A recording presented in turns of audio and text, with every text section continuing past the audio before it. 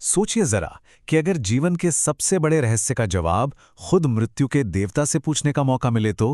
प्राचीन भारतीय ग्रंथ कठोपनिषद हमें एक ऐसे ही कमाल के बच्चे की कहानी सुनाता है जिसने सच की खोज में सीधे यमराज का सामना किया। तो चलिए इस अनोखी बातचीत को और करीब से जानते हैं।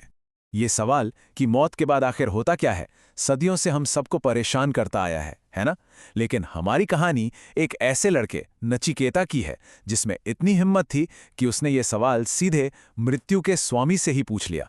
तो कहानी कुछ यूं शुरू होती है कि नचिकेता अपने पिता के गुस्से की वजह से खुद को मौत के दरवाजे पर पाता है। वहां मृत्यु के देवता यम उस बच्चे के सब्र और उसकी दृढ़ता को देखकर इतने खुश हुए कि उन्होंने उसे 3 वरदान मांगने को कहा। अब देखिए, नचिकेता ने अपने पहले 2 वरदान अपने पिता की शांति और एक दिव्य यज्ञ के ज्ञान के लिए इस्तेमाल किए। वो तो ठीक था, लेकिन उसका तीसरा वरदान वो कुछ ऐसा था जिसने ब्रह्मांड के सबसे गहरे राज को ही चुनौती डाली। जरा सोचिए, एक छोटा सा बच्चा मृत्यु के देवता से सीधे सीधे पूछ रहा है कि आत्मा का अस्तित्व है या नहीं। ये सिर्फ एक सवाल नहीं था, ये ज्ञान के लिए एक ऐसी प्यास थी जिसके आगे कोई डर टिक नहीं सकता था।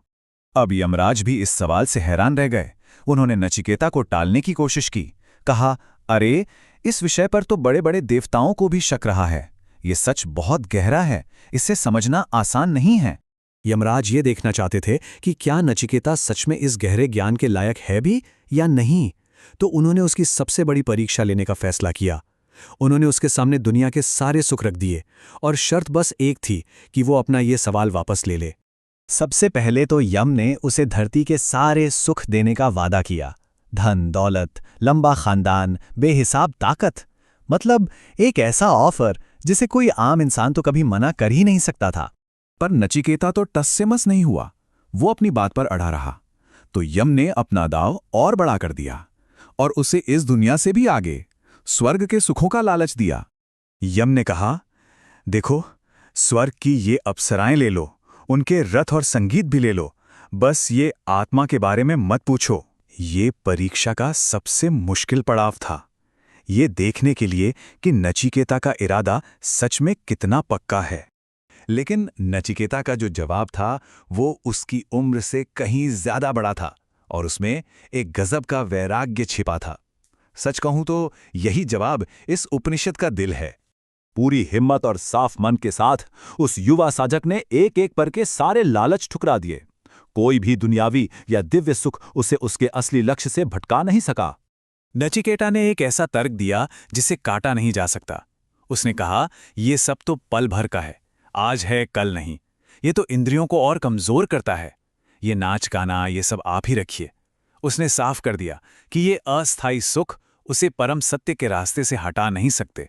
उसने अपनी बात को और मजबूत करते हुए कहा, इंसान को धन से कभी संतुष्ट नहीं किया जा सकता, खासकर तब जब उसने मौत को इतने करीब से देख लिया हो।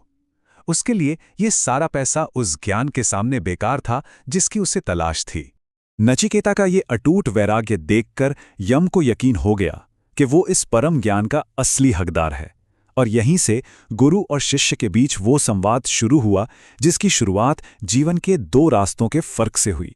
यम ने 2 रास्ते बताए। एक है प्रे, यानी वो रास्ता जो मजेदार लगता है, जो हमें अपनी तरफ खींचता है पर आखिर में हमें बांध लेता है। और दूसरा है श्रेय, यानी वो रास्ता जो हमारे लिए अच्छा है, जो हमें आज़ादी और सच्चाई की ओर ले जाता है। नचिकेता ने दुनिया के सारे सुखों को ठुकराकर साफ तौर पर श्रेय का रास्ता चुना था। यम ने नचिकेता की तारीफ करते हुए कहा कि उसने लालच पर काबू पाकर ये साबित कर दिया है कि वो सर्वोच्च ज्ञान पाने के लायक एक सच्चा शिष्य है। और आखिर में ये कहानी हम सबके लिए एक बहुत गहरा सवाल छोड़ जाती है। जब भी सुखद और सही के बीच में से किसी एक को चुनना हो तो कौन सा रास्ता चुना जाना चाहिए? नचिकेता का चुनाव हमें अपने जीवन के फैसलों पर गहराई से सोचने के लिए मजबूर करता है।